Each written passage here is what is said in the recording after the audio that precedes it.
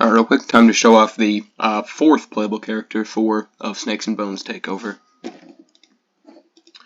Now, we'll get back to what this is in the bottom left corner in a second, in this video even, but I'm gonna go ahead and show off Screenor here, since I haven't done that yet, and I've been teasing it for a bit. He has the worst jump stat in the game. Literally the lowest jump stat possible that a character can have and still be able to beat the game. Secondly, he has the lowest health, he has the second highest speed, and his damage is actually quite good. Now, going over his moves, he of course has an axe swing. The aerial variant of that move is a tail stab. He has the classic Skullgrin dash move, which can also be used in the air. Unlike Aguna's air dash thing, this one is unaffected by gravity, which is very, very important for a character who has the least air mobility in the game. And his final move is a projectile. He is the first character in the game to have a projectile. Ooh. Overall, I think he's a pretty fun character to use, even if he's a little bit on the weaker side. There's his description if you want to read it. I'm going to go ahead and give a brief showcase of what he looks like in a stage. I haven't went over what his knockback stat is, but it's not too good for any of his moves. Damage-wise, though, they are pretty good, so it balances out.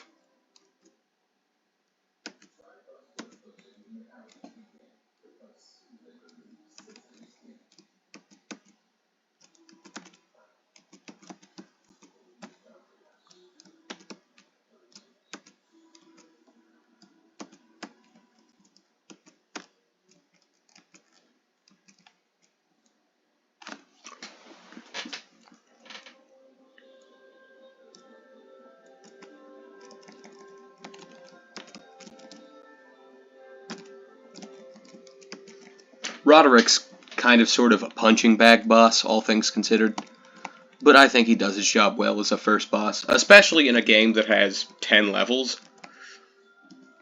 The difficulty curve doesn't need to get started, doesn't need to ramp up as quickly as something like Rise 1 or Rise 2 as a result of that.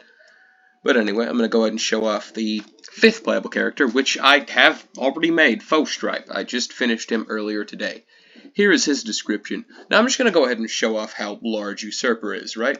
That's a pretty basic sized character. And the reason why I haven't shown off Faux Stripe on the title screen is, number one, because the whole joke about him is that he's not in the title of this video, therefore you don't know that he exists.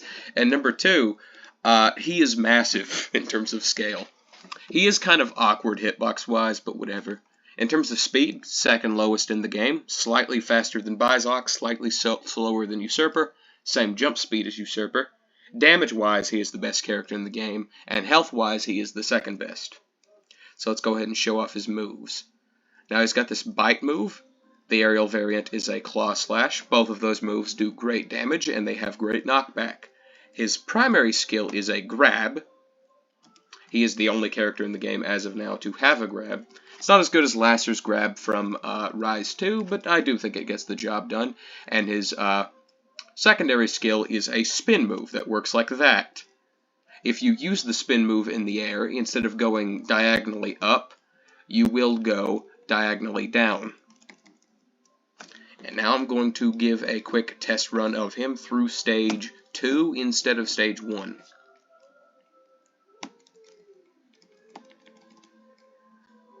And in terms of DPS, probably the best character in the game as of now, which is intentional. Neither of these guys have been added to the private builds yet, or the public build, and I will probably add them to the private build once I finish off Stage 3, 4, just Stage 3, and they will be added to the public build once I finish Stage 3, 4, and 5.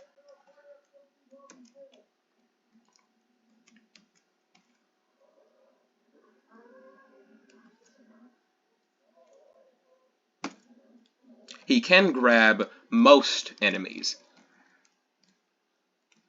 The enemies that he will be capable of grabbing will slowly decrease throughout the course of the game, to the point where at the end of the game he'll be able to grab few enemies, but as of now he is kind of a beast damage-wise. And I'm briefly going to show off Stage 3, the train stage.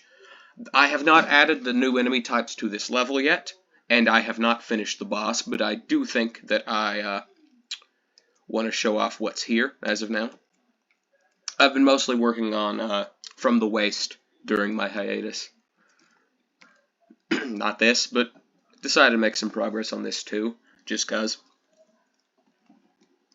But yeah, as you can see, you enter the train, exit the train on a outer car, and then you go to the boss car. The boss is not finished, but yeah, it's going to be a head and hands boss like Sumer or Nausea Giant, which I think is fine for a third boss in a game with 10 stages, but meh. You can't grab him because he's, a stationary boss, but yeah, this is the Beat Punk. His hands have not been implemented, and they are what's going to be doing the whole attacking thing. He's a pretty simple boss, all things considered. Stage 3 is going to be a simple stage. Stage 4, the plan for that stage is to be a far more vertical stage rather than a horizontal one like stages 2 and 3. But yeah, that's what I have so far with Takeover. Ooh.